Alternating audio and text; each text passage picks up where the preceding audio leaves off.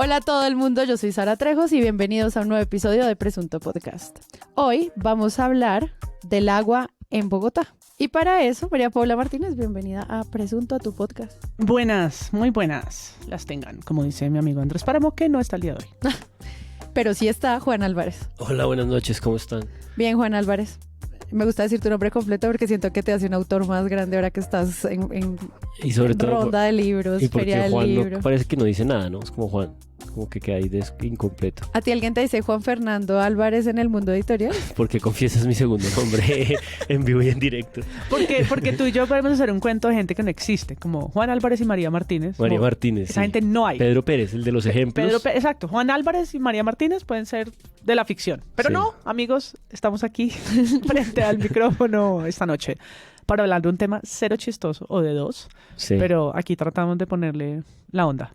Antes de comenzar, queríamos agradecer a nuestros aliados, Iván Ospina del Barrio Restaurante, que como siempre nos alimenta y nos cuida. Él es el encargado del cuidado del bienestar de recursos humanos de Presunto Podcast.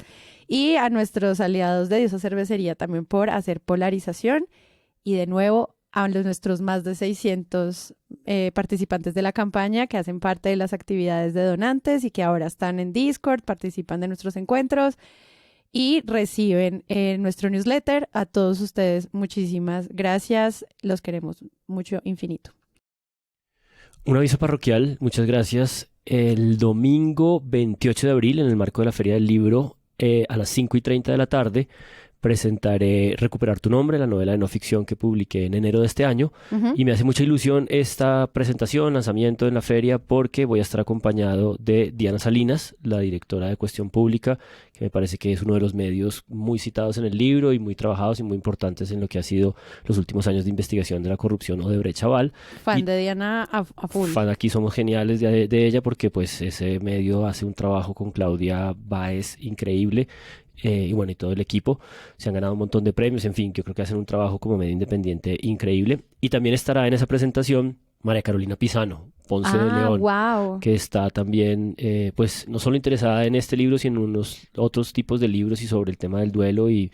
Y bueno, creo que estamos justamente en estos días pensando en la ley Jorge Enrique Pisano, que se está empezando a trabajar y a discutir en el Congreso para proteger a la gente que denuncia la corrupción. En fin, creo que es una conversación Ella es que me hija hace de Enrique ilusión. Pisano. Ella es la hija de Jorge Enrique Pisano, que hace 2-3 años... Hija y hermana de los dos muertos. Sí. Exacto, es la doliente de ese caso delicado y no esclarecido en nuestra historia reciente nacional. Y bueno, me hace mucha ilusión hablar con ellas dos. Domingo 28, 5:30, Salón C, Ecopetrol, en el marco de la Filbo. Muy bien, allá estaremos.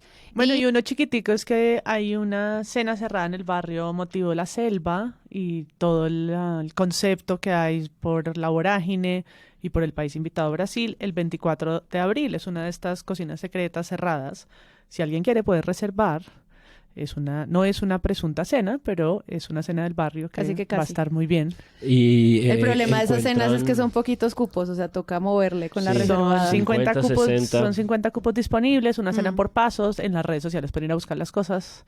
Pinta muy bien. va a Les estar- dejamos los Yo voy a links estar ahí ahí. de primero.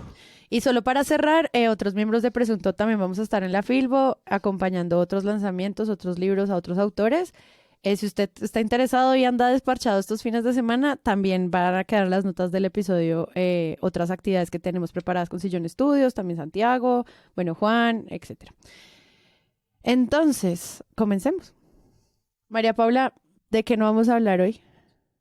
Bueno, hoy no vamos a hablar de lo que está pasando en Israel y Palestina a propósito del ataque que Irán hizo sobre Israel el pasado 13 de abril. Son muchas las noticias y contrarias.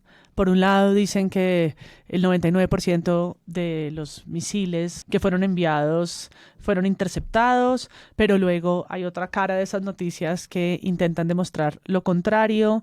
Hay mucha desinformación al respecto y sobre todo desde nuestro lado o desde nuestro ecosistema informativo, una precariedad sobre ese cubrimiento internacional. Es difícil.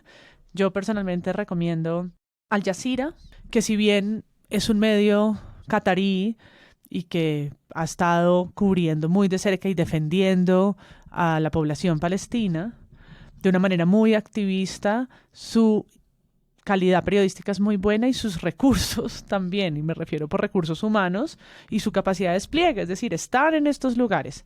Hay un multimedia que a mí me asombra, es un mapa muy detallado con círculos que muestran una visualización de datos, con círculos que muestran la intensidad de los ataques desde distintos lugares que ni yo sé cómo se pronuncian, no existen, pero quiero decir que le ponen a uno un plano cartesiano con mucho detalle. Hay videos además que muestran como el lado no frío de esto, no solamente numeritos, y realmente hay un gráfico que muestra todos los ataques de Hezbollah a Israel desde septiembre.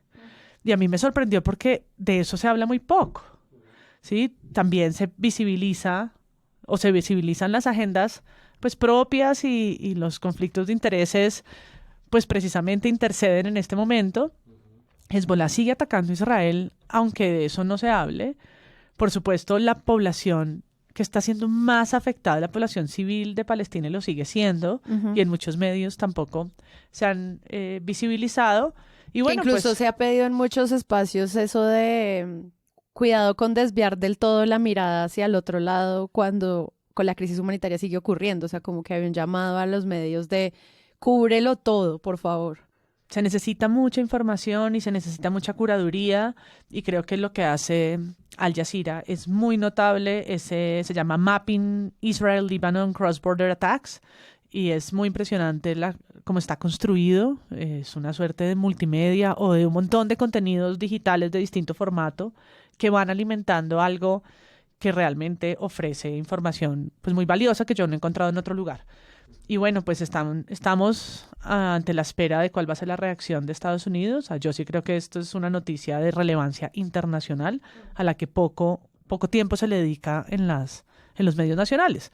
Y está bien, pues porque aquí tenemos un problema del que vamos a hablar hoy mayúsculo, y sobre todo no es el único, ¿no? Hay más, pero pues Estados Unidos se va para unas elecciones. Si Estados Unidos decide apoyar a Israel en un contraataque, sí estamos en un momento de política internacional muy complejo, muy, muy complejo.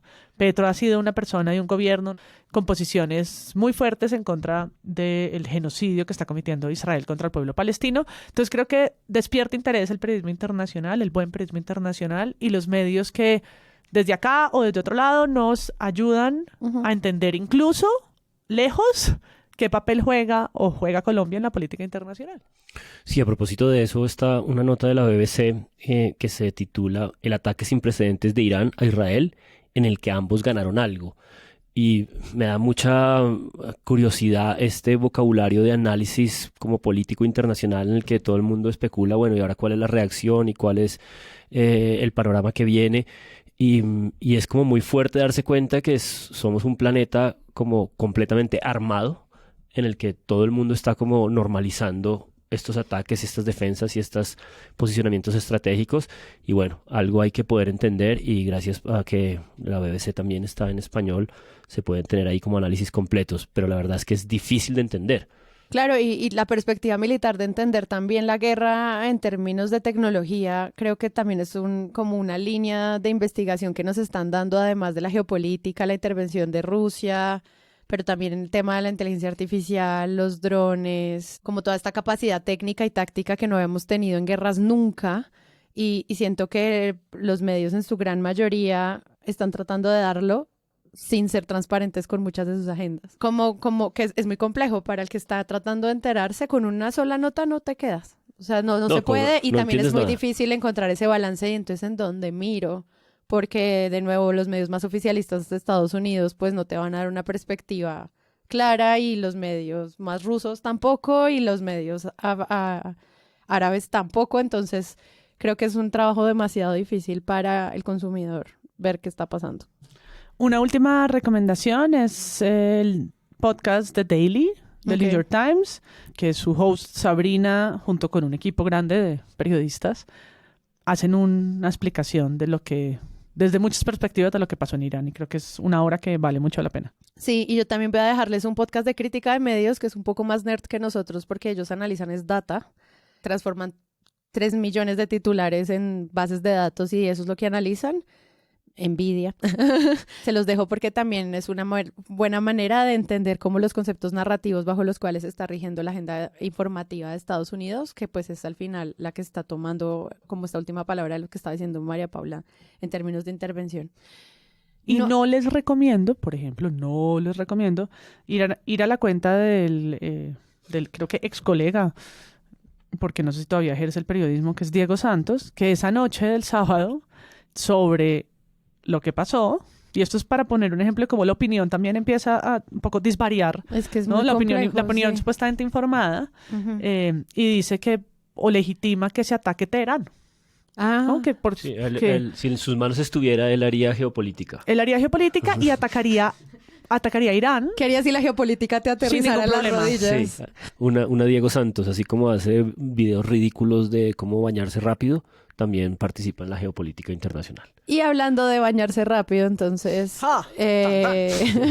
Estrés hídrico. Gracias, Diego Santos, por ayudarme aquí con el ping-pong. Resulta que en Bogotá estamos enfrentando una horrible crisis de agua debido a, le dicen a muchos factores que es parte de los medios ayudarnos a entender, la escasez de lluvias desde junio, lo que está ocurriendo con el fenómeno del Niño, el cambio climático, decisiones de inversión en muchos niveles con grandes monocultivos. Mire, sumen todos los detalles, pero en este momento los embalses de Chuza y San Rafael en Chingaza, que, como los medios nos han explicado muy bien, proporcionan aproximadamente el 70% del agua potable de la ciudad, están en un estado crítico de niveles.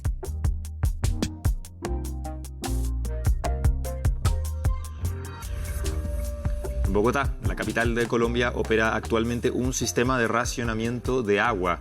La medida pretende disminuir el consumo mientras los embalses que abastecen a la ciudad atraviesan una situación crítica como consecuencia del fenómeno del Niño. Pero a pesar de esta y otras restricciones implementadas, la alcaldía local insiste en que no es suficiente para aliviar la situación. Y para hablar de este tema, vamos a saludar El cubrimiento de este tema nos trae muchas aristas. Por un lado, el papel del periodismo científico y ambiental, dándonos datos y ayudándonos a entender fenómenos en relación a los ecosistemas y a la biodiversidad y a los vientos y a la calidad del aire. O sea, hay mucha información que el periodismo científico es el dueño de eso. Por el otro lado, entonces está el político ayudándonos a entender tomas de decisiones rápidas y efectivas.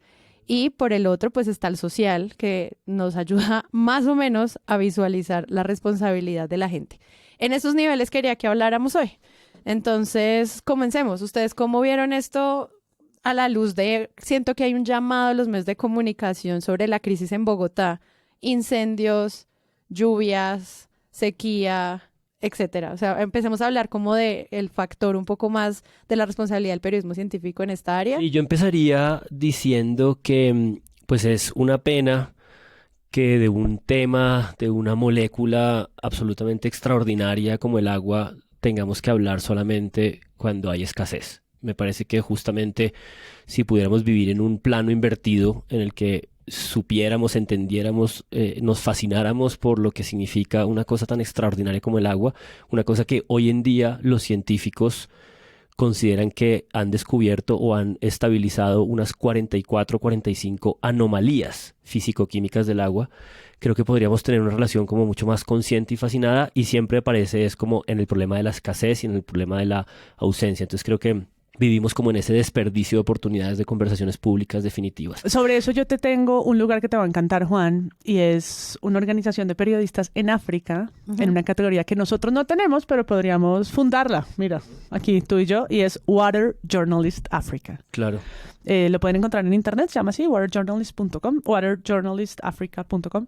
Tienen proyectos... Periodistas del agua. Periodistas del agua, Claro. Hermoso. Y tienen proyectos y herramientas que, bueno, toman esa molécula y le dan muchas vueltas a su cubrimiento. Una de las mayores crisis migratorias de África se debe sobre todo a los migrantes de cambio climático, Total. que es comprender ciudades que dejan de ser habitables porque no hay agua. Entonces, como que todos esos cubrimientos de este trabajo de estos periodistas tienen mucho sentido aprenderles de que han pasado tantos años de muchas ciudades que nosotros ni siquiera podemos como hacerle seguimiento en relación a eso, por ejemplo. Claro. No, y verás, Water Journalist, No, me encanta. América Latina. Y justamente ahí, Se funda. por ahí quería yo empezar, no fundando eso, sino Pero yo quería empezar por una idea que complementa esta que estábamos planteando como sobre la atención, ¿no? Pública que en muchos lugares viven ya en esta crisis, y es que yo creo que hay una cosa a la que saltamos muy rápidamente, como de la ignorancia y la no comunicación y la no conversación pública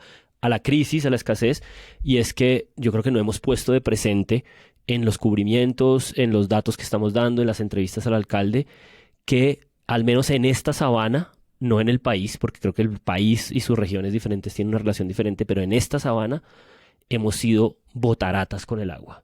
O sea, aquí tenemos una relación con el agua superficial que sentimos que siempre está presente porque estamos rodeados de estos embalses y de estos ríos, que yo creo que hubo poca transición como en comprender que tenemos una sociedad y un cubrimiento mediático que nunca se preocupó mayor cosa por esto, sino es como cuando viene el racionamiento y punto. Ujú. Y creo que eso tiene muchas aristas. Creo que hay una cosa que señalaba Isabel Restrepo, una científica en Twitter, y es como tenemos un ordenamiento territorial con relación al agua que la divide. Entonces, si el agua está debajo de la tierra, se ocupa el servicio geológico. Si el agua está en la atmósfera, se ocupa el IDEAM. Si el agua está en otro lugar, se ocupa otra institución. O sea, hemos incluso fraccionado una cosa que es el ciclo del agua, que es de las cosas más complejas para entender y más hermosas para experimentar en esta existencia. Y creo que nuestra relación y nuestra aproximación como epistemológica a esa existencia de esa molécula sin la cual no somos nada, pasa por unas divisiones que hacen que solamente nos preocupemos de esto en la escasez y por lo tanto como que desperdiciemos permanentemente esta oportunidad que tenemos que construir de construir una conversación pública diferente. Para la postproducción de este episodio hablamos con César Garay, que es ingeniero agrícola con maestría en suelos y aguas. En este momento está trabajando en un estudio sobre varios sectores que se desarrollarán de forma diversa a 2050, que incluye el agua y los embalses. Él fue miembro del Instituto Javeriano del Agua y dirigió el Centro de Investigación del Río Magdalena, entre muchos otros trabajos, como su participación en la coordinación de investigaciones para Fondo Acción. Le preguntamos varias cosas para puntualizar algunos datos que necesitábamos aclarar para este episodio.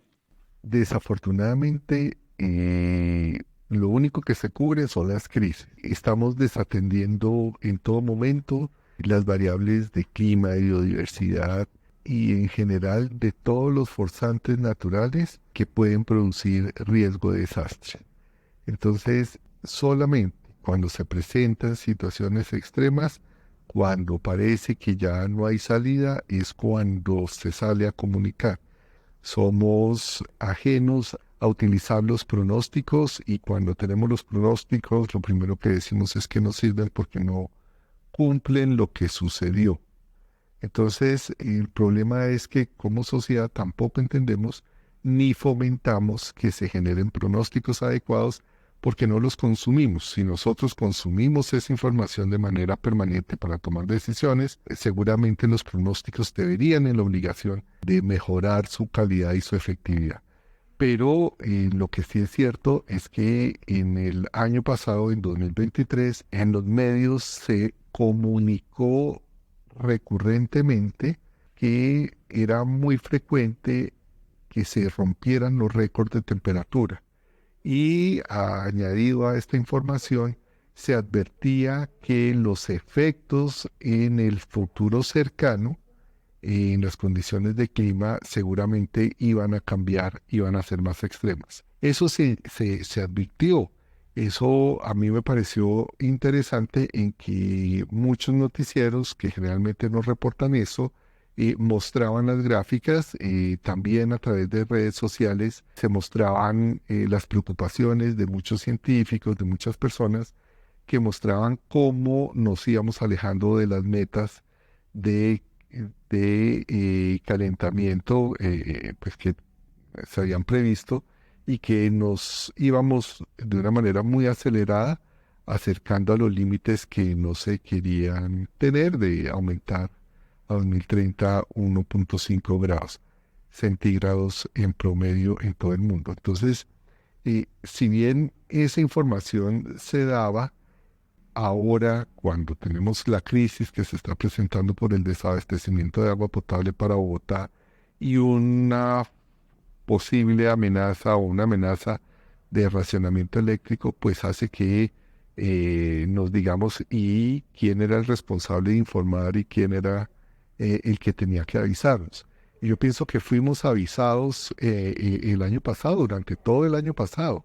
Ahora, hubiesen responsables técnicos y políticos que tenían que gestionar esta información y tenían que hacer un seguimiento, un monitoreo mucho más estricto que lo que normalmente se hace, y que con base en ese monitoreo y con base en las previsiones que se tenían, se fueran tomando las decisiones adecuadas con antelación, y eso es otra cosa. Yo también rescataría una revista que encontramos en nuestra preparación del episodio que se llama iAgua. Es una revista especializada como de varios gremios empresariales que se concentran en el asunto del agua.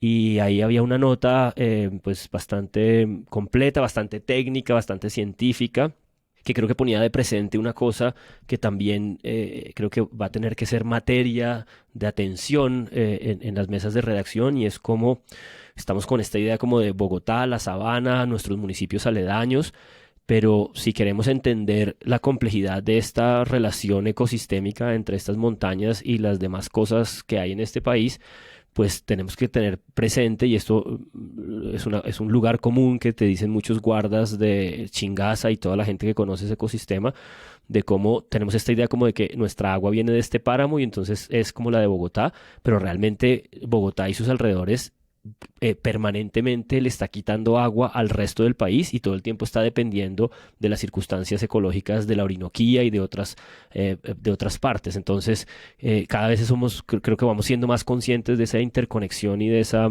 mirada más holística a la relación ecosistema que hay entre los Andes y la Amazonía, que pensamos que son como estas dos cosas distintas que bajamos en carro durante horas y pasamos a otro lugar, y no es así. Las lluvias acá y las lluvias allá y las condiciones atmosféricas están permanentemente relacionadas, y entonces esa condición de agua de Bogotá es una cosa que cada vez tiene que ofrecerse más en el cubrimiento como una cosa nacional, y no solo nacional. En Ecuador están en el mismo problema hoy, están sin embalses, en embalses con bajo nivel, es decir, esto es una cosa que requiere como de una imaginación y una capacidad de conexión mucho más amplia. Claro, y que a la luz de la energía eléctrica, que también es otra cosa para la que se usa el agua, es como, bueno, ¿y qué tal si nos preguntamos por otras formas de hacer energía?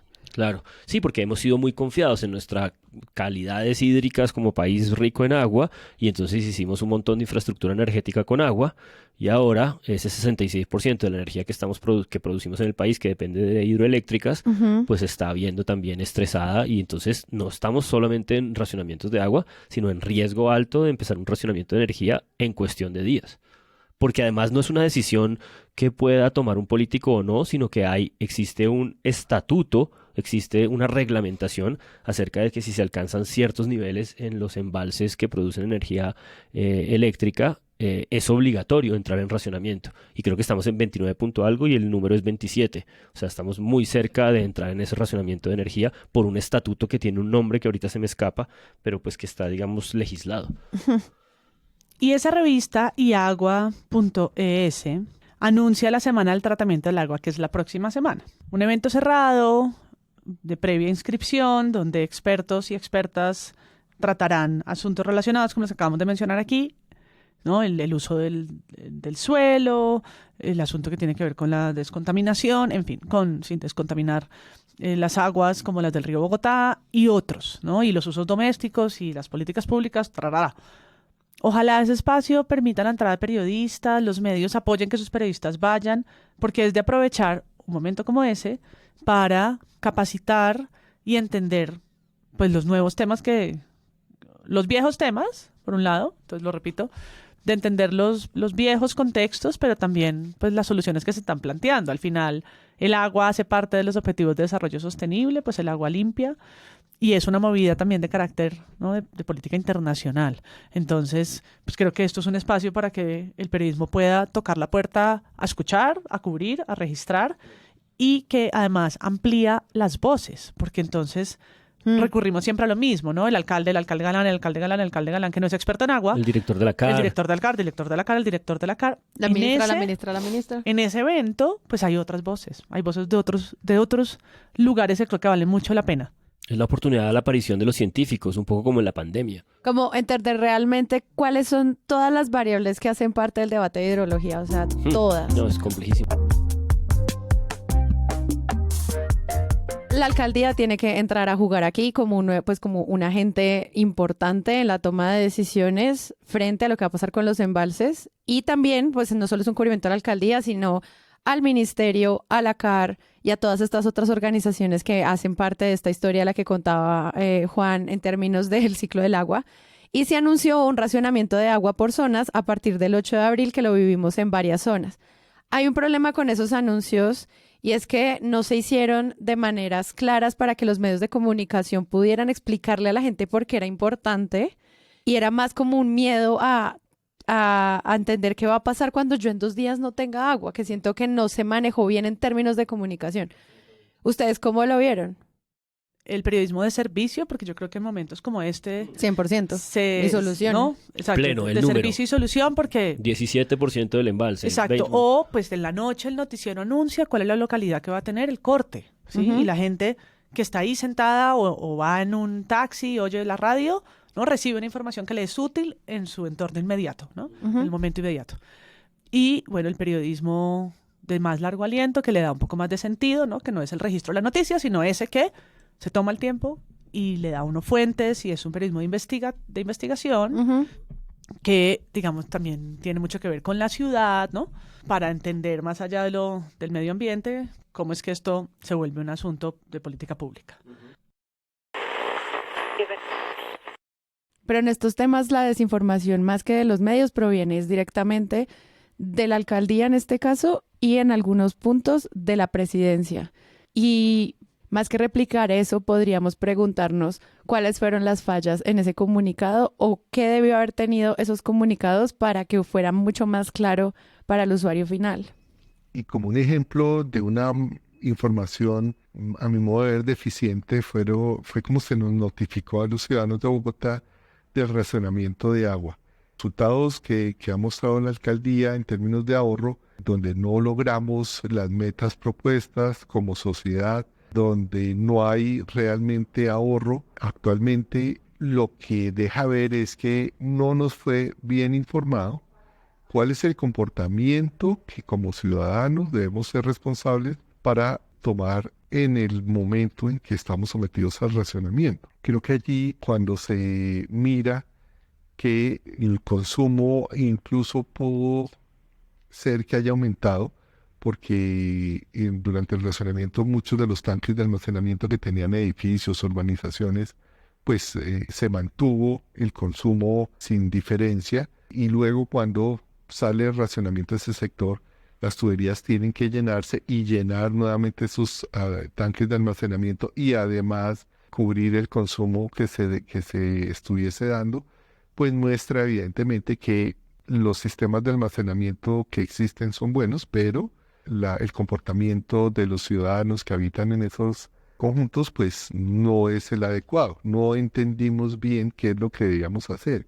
Y aquí pues hay asuntos relacionados con educación y con civismo, porque tenemos que trabajar todos del mismo lado para poder lograr que los racionamientos próximos no sean tan exigentes y que tengamos una posición y unas acciones mucho más responsables con el consumo de agua. Aquí tenemos que tener los datos, de cuánto como ciudadanos, como hogar, estamos consumiendo de agua, y cuál debería ser la meta que cada hogar se debe imponer en la reducción del consumo de agua mes a mes, para mitigar un poco los efectos del déficit de los embalses. A mí me llama la atención los malos errores que hay en otras secciones. Por ejemplo, este tema termina cayendo fácilmente, o ha terminado cayendo una parte de él, en la sección gente del periódico El Tiempo, porque los chistes y el doble sentido del alcalde se han prestado para que se construyan notas informativas.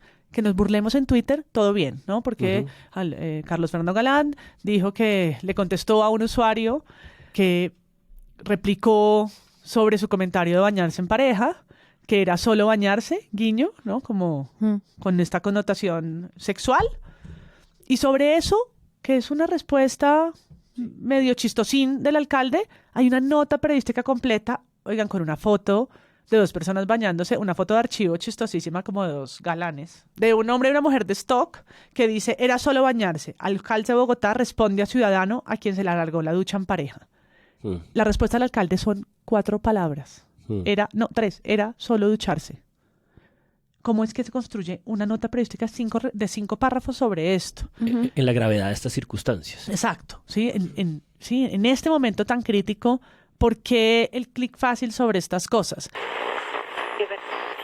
Frente a la responsabilidad de estas organizaciones, nosotros quisimos explorar un poco más a fondo la responsabilidad del acueducto de Bogotá en estos casos. Esto es lo que dice César Garay. Si bien es cierto, es una empresa pública que su objeto es vender, proveer del servicio de agua a los diferentes usuarios que cubre, realmente el acueducto dejó, y asimismo la sociedad lo hizo, dejó de pensar en metas de ahorro. Si bien es cierto, puede que estén mejorando la reducción de fugas, ojalá eso sea así. Es una empresa que tiene que servir al propósito público. Y el propósito público no es enriquecerse con la venta de agua en bloque, sino el servicio público que tiene que ofrecer es brindar un servicio de calidad, confiable y seguro a la sociedad. Entonces, el acueducto sí tiene que replantearse cuál es su objeto de negocio y cuál es su responsabilidad como empresa pública.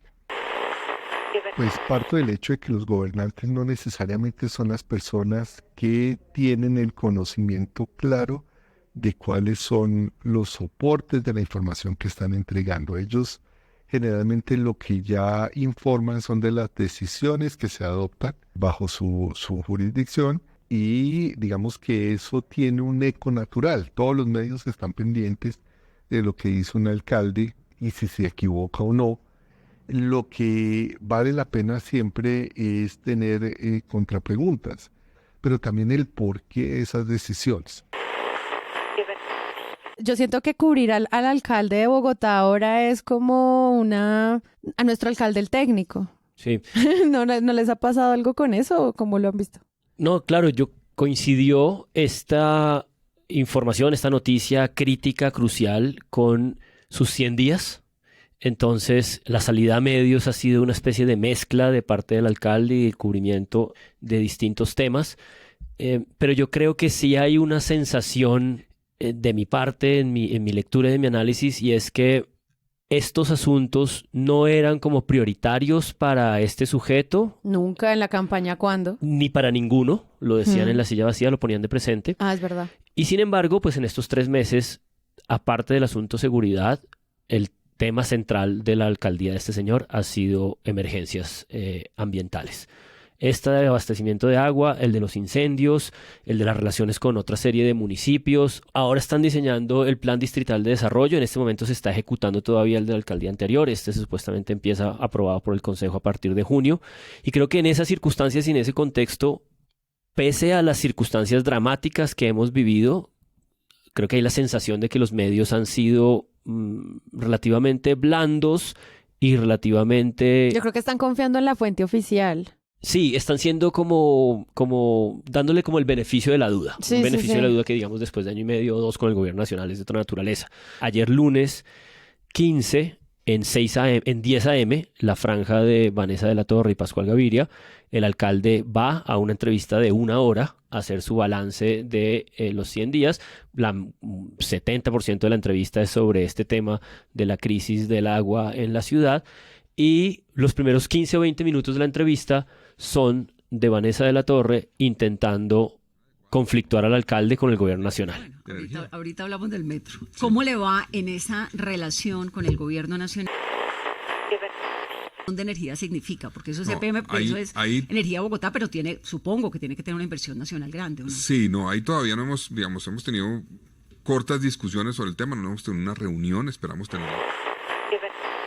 Pero si no llueve, porque usted me acaba de decir que supuestamente iba a comenzar a llover en marzo, estamos a mediados de abril. Si no llueve, ¿nos vamos a racionamiento? ¿Cuál es qué le dicen a usted sus asesores de energía? En términos de energía no tenemos ese dato todavía, pero existe ese riesgo. Eso ¿Pero vamos a usted hablar tiene con esa la conversación nación. con el gobierno nacional? Todavía no hemos hablado de eso. Hablamos fue de...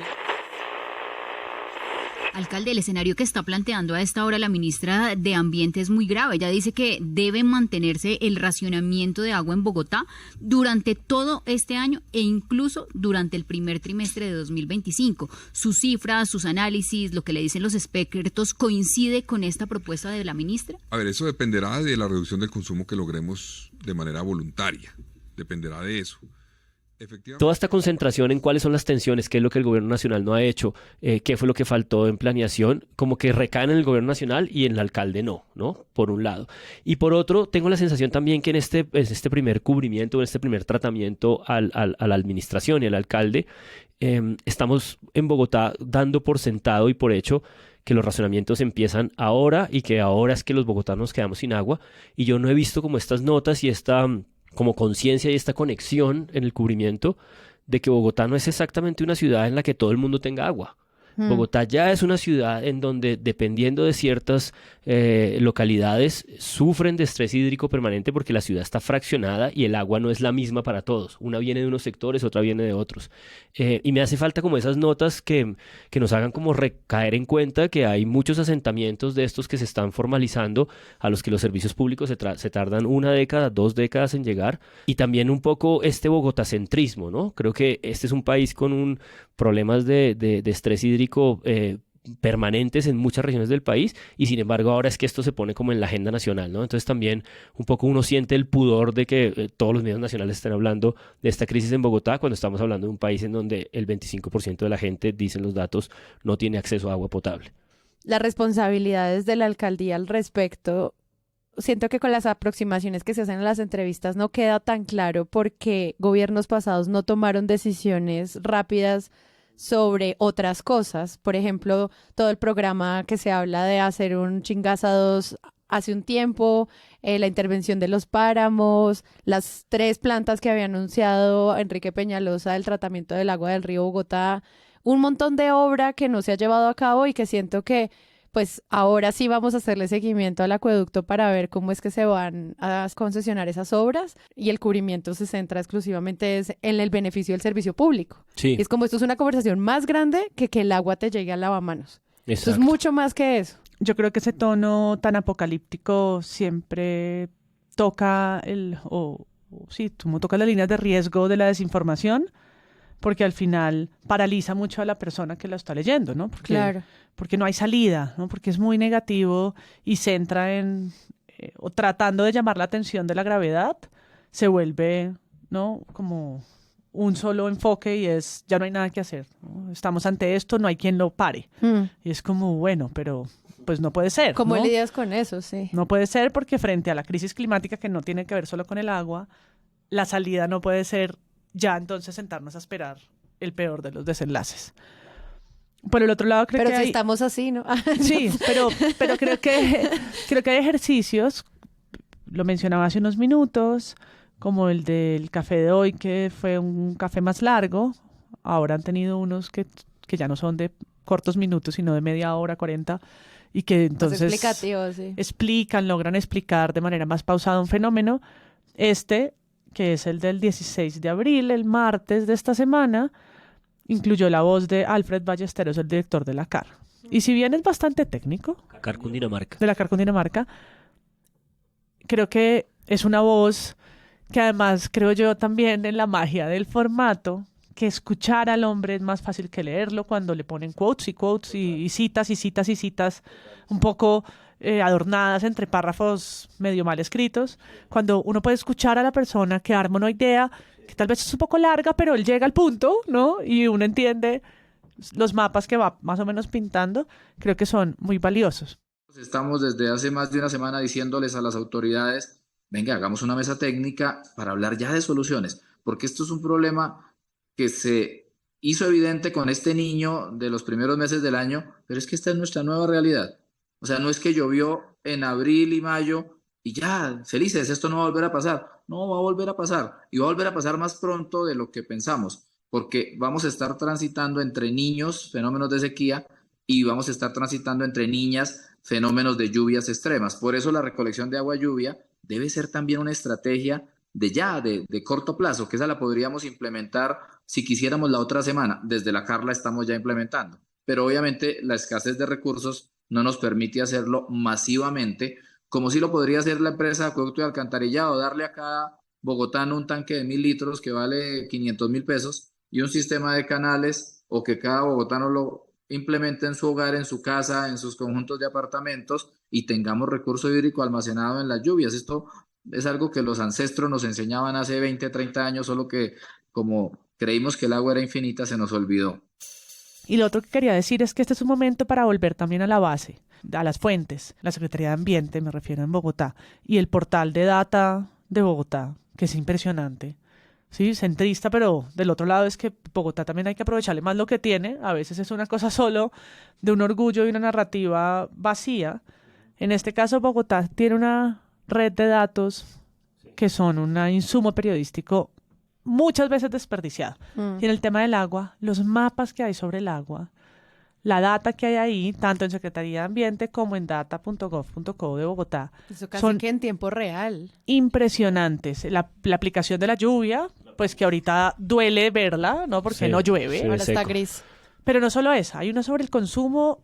Yo lo he tenido que revisar un par de veces cuando estaba en la sala de redacción de Capital para entender los embalses y asuntos varios sobre las zonas inundables también de Bogotá. Y son maravillosos, son de alta tecnología, son unas bases de datos que se dejan trabajar y hay unas visualizaciones ya hechas. Entonces creo que, pues, en vez de ir a buscar fotos de archivo para mostrar a dos personas bañándose, Claro. y ejemplificar Hay un material trino para pensar. tonto del alcalde, pues yo creo que esos lugares sí son de interés periodístico para hacer una mejor reportería. A eso súmale calidad del aire. También hay data sobre eso. Hay una data increíble. Y a propósito de eso, pues hemos reducido para bien en cierto sentido, que es el que estás destacando, María Paula, estoy de acuerdo, el problema de la data, a que lo que Bogotá necesita ahorrar como plan es un número exacto, ¿no? Necesitamos bajar a 15 metros cúbicos por segundo de consumo de agua y no hemos podido bajar del 16.2, 16.8. Eso es un dato que hace que una cosa tan masiva como el consumo de agua de 8 millones de personas lo podamos más o menos entender. Nuestros promedios eran 18, 17, con estos racionamientos estamos bajando al 16, es insuficiente porque la meta es 15. Y esa medida, metros cúbicos por segundo, pues bueno, no sé, algo le dice a uno, ¿no? Como un chorro gigante cada segundo bajando.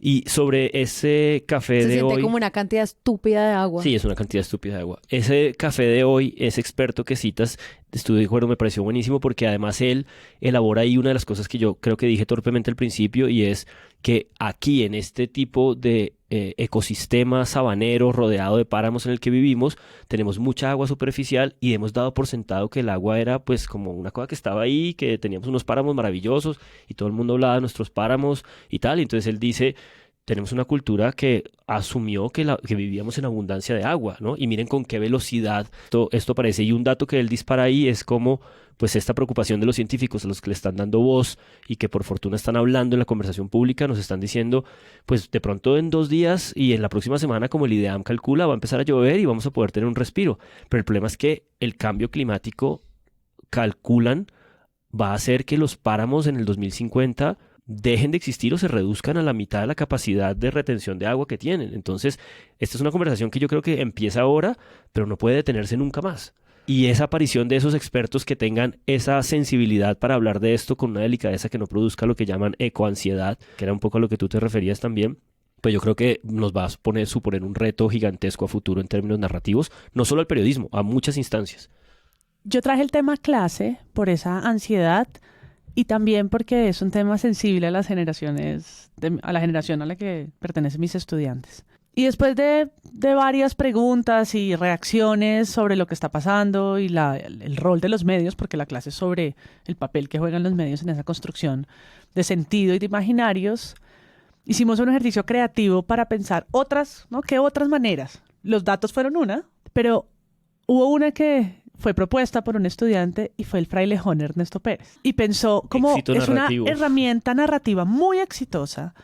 Si ustedes ven y ponen noticias, nadie lo ha usado. Total. es Nadie ha verdad, no me quedé en usado cuenta. el paralelo. Ven ya. Porque, hola.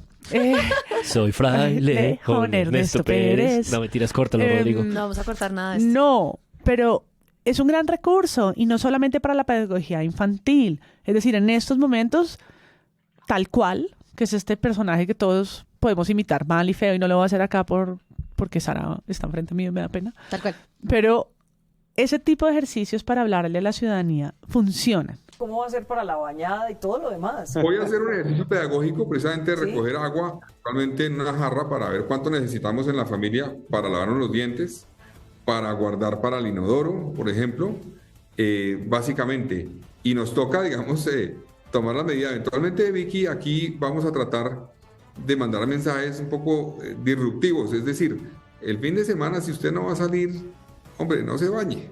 ¿En serio?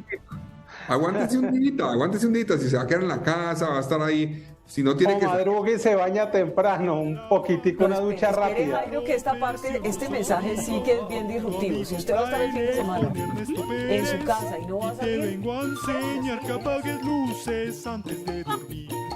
No gastes agua si no es de consumir. Que cierres llaves si te has de cepillar. Y las basuras aprendas a reciclar.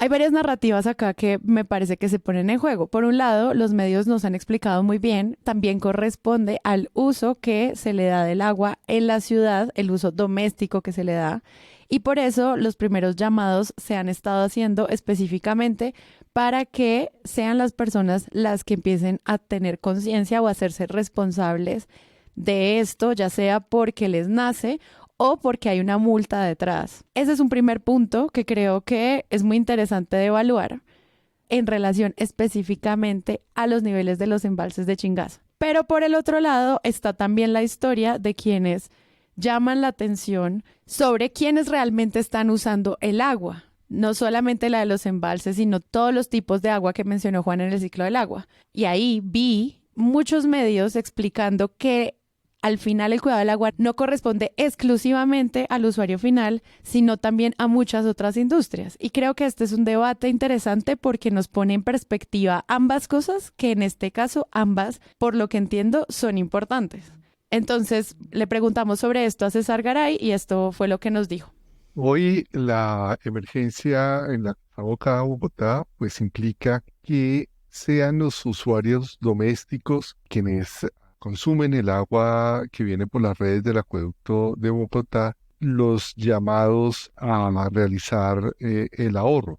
Ahora, hay algunas industrias y sector de servicios que también consumen el agua directamente del acueducto y ellos también están llamados a lo mismo.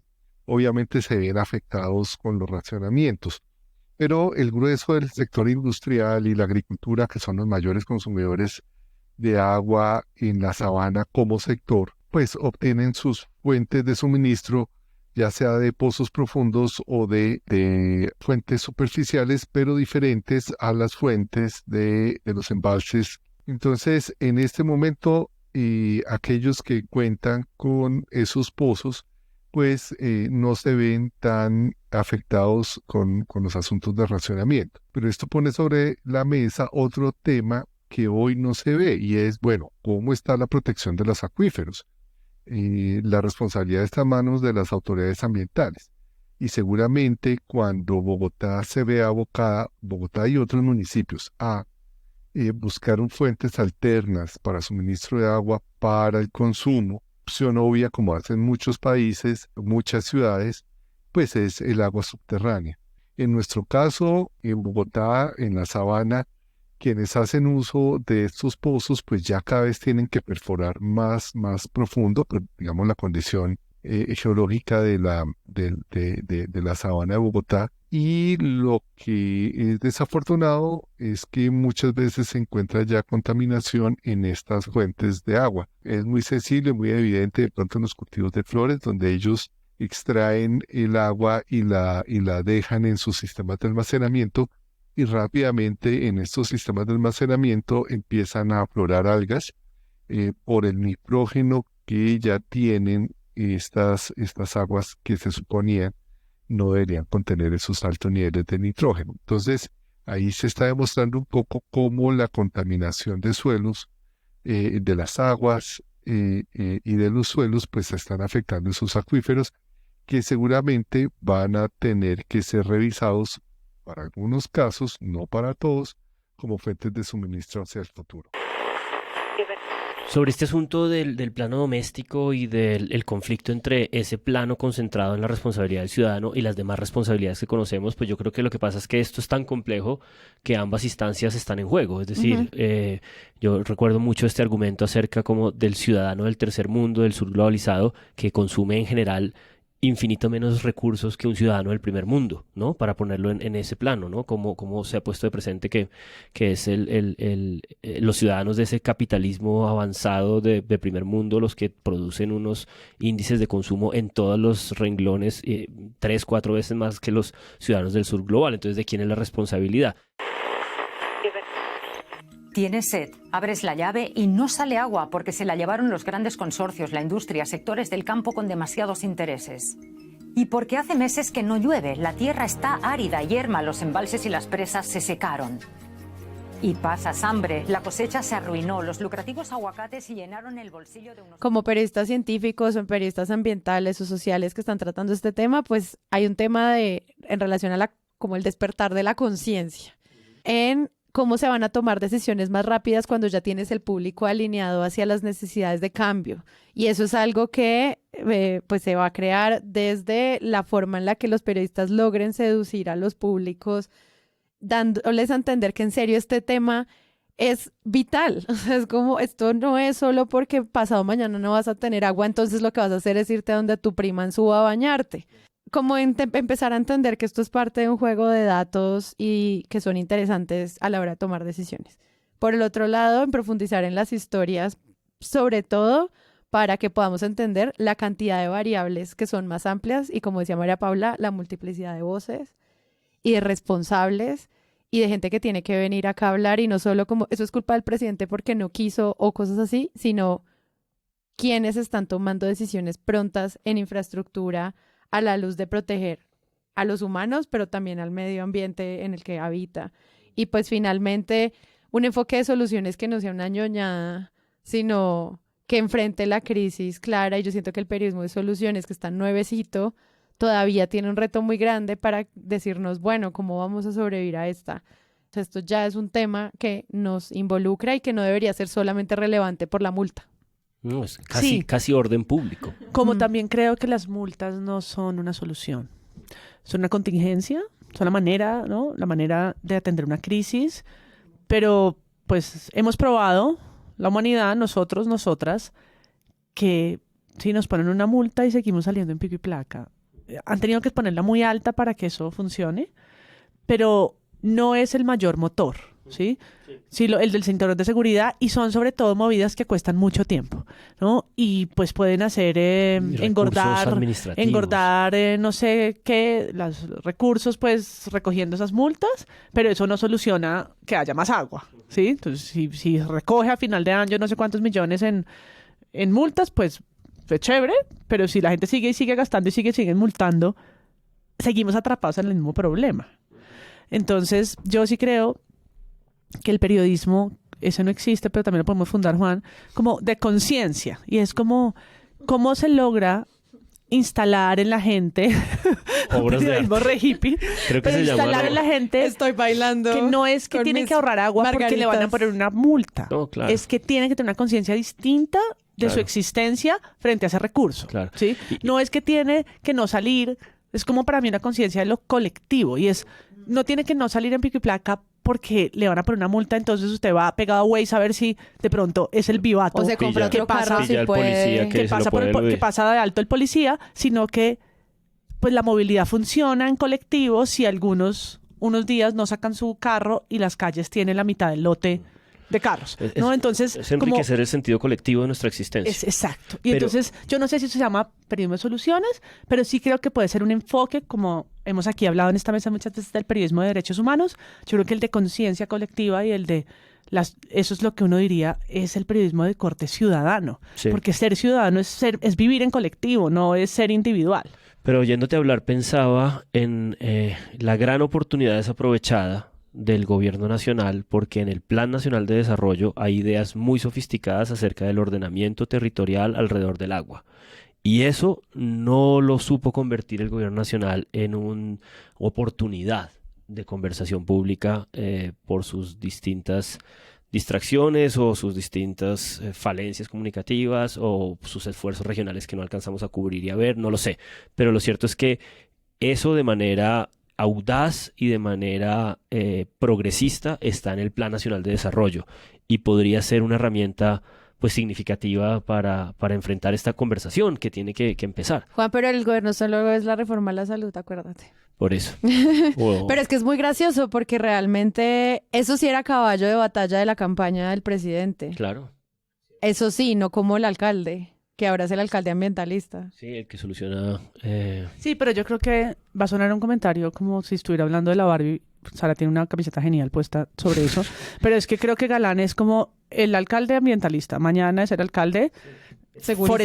que encontró la deforestación. Pasado mañana es la capacidad camaleónica del centro, que sí existe, pero que tiene capacidad camaleónica. Sí. Pero técnicos, de muchas capas. De muchas capas.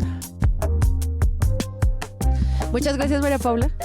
Gracias a ustedes. Y yo me despido con una recomendación de una pieza documental que yo encuentro de corte periodístico, aunque también raya el arte. Se llama One Strange Rock. Siéntense a verla con quien sea, con el que tengan al lado. Inviten al vecino. Dilo en español es también. Maravillosa, se llama Una extraña roca. Es un documental que tiene la narración de Will Smith y dirige, escuchen, Darren Aronofsky. O sea, imaginen las imágenes. Esto es de locos. Es muy interesante y uno de sus grandes... ejes narrativos es el agua, entender el agua, desmitificar historias que tenemos sobre dónde es que están las grandes reservas del agua y cómo funciona la conexión entre los polos y las selvas, por ejemplo. Esta idea de que el mayor pulmón es el Amazonas, cómo cambia y da otras perspectivas, además incluyendo una mirada que me parece maravillosa y es desde el espacio, desde afuera, desde los astronautas. Entonces, recomendadísimo. Como algo que, no sé, le abre uno un poco la cabeza y desde el periodismo lo pone a pensar en otras maneras de contar este tema. Cada episodio se concentra en algún proceso biogeoquímico de la Tierra y entonces es como la verdadera interconexión de cosas de manera tremenda. Yo también para despedirme, Sara, diría que... Chao, Juan. Chao, Sara. En los últimos 2 meses, en el hilo, para considerar que esto es una conversación global y del sur global, ha habido episodios centrados en el agua. El 1 de marzo, por ejemplo, hay uno titulado Ciudad de México y el agua que se agota. Luego, hacia finales de ese mismo mes, recuperaron uno que parece que lo tenían de antes, pero bueno, yo solo lo escuché a finales de marzo, que se llama Cómo despedirse de un glaciar, sobre el último glaciar nevado en Venezuela que se extinguió ya. Y a inicios de este mes, uno titulado Un río peruano con derechos, las defensoras del Marañón. Y así un poco para poner de presente que esta conversación está aquí para quedarse. Sí, también entender nuestros sistemas productivos y las pequeñas pausas que tenemos que yo creo que como ciudadanos debemos empezar a considerar sobre este ciclo sin fin en el que estamos metidos de creación y producción, que termina pues al menos velando o incapacitándonos para entender lo complejo de este tema en el que estamos. Absolutamente, pero recordemos que hace año y medio, cuando este gobierno nacional estaba empezando y la ministra de Medio Ambiente de entonces, perdón, de Medio Ambiente no, de Minas y Energías, Irene Vélez, en un mal contexto y una mala circunstancia comunicacional, habló de este asunto de la imposibilidad de seguir en un crecimiento perpetuo y un desarrollo exponencial permanente. Habló de decrecimiento. Y habló de decrecimiento, nos burlamos. Y a todos los periodistas, a todos los que escribieron Preciado Líquido y Líquido Vital, los amo. Muchas gracias. Hasta luego.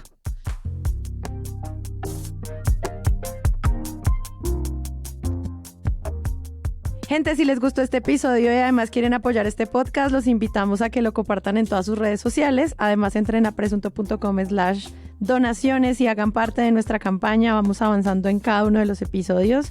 Y si no pueden, compártanlo. Es la mejor manera de crecer. Algunas plataformas les permiten además dejar comentarios que podemos publicar.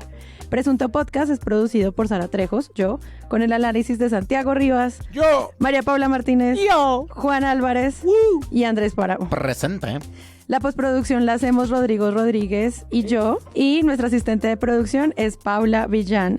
Desde Sillón Estudios, Jennifer Ababunza coordina toda la producción de donaciones. Si ustedes quieren hacer parte, con su ayuda podremos financiar este proyecto en la meta inicial, pero también en todos los sueños que tenemos para 2024. Al mismo tiempo, en esa página pueden encontrar el link a nuestro ingreso a Discord. Es un botón muy grande que dice Únete, es fácil encontrarlo. También pueden escucharnos en nuestro canal de YouTube y en todas las plataformas de podcast. En algunas de esas plataformas nos pueden dejar calificaciones y además pueden dejar comentarios. Cada vez que lo hacen, nos ayudan a llegar a más gente. Presunto Podcast es un proyecto producido en Sillón Estudios, una red de podcasts independientes donde además pueden encontrar otros shows. Gracias a ustedes por escucharnos y la próxima semana esperen un nuevo episodio.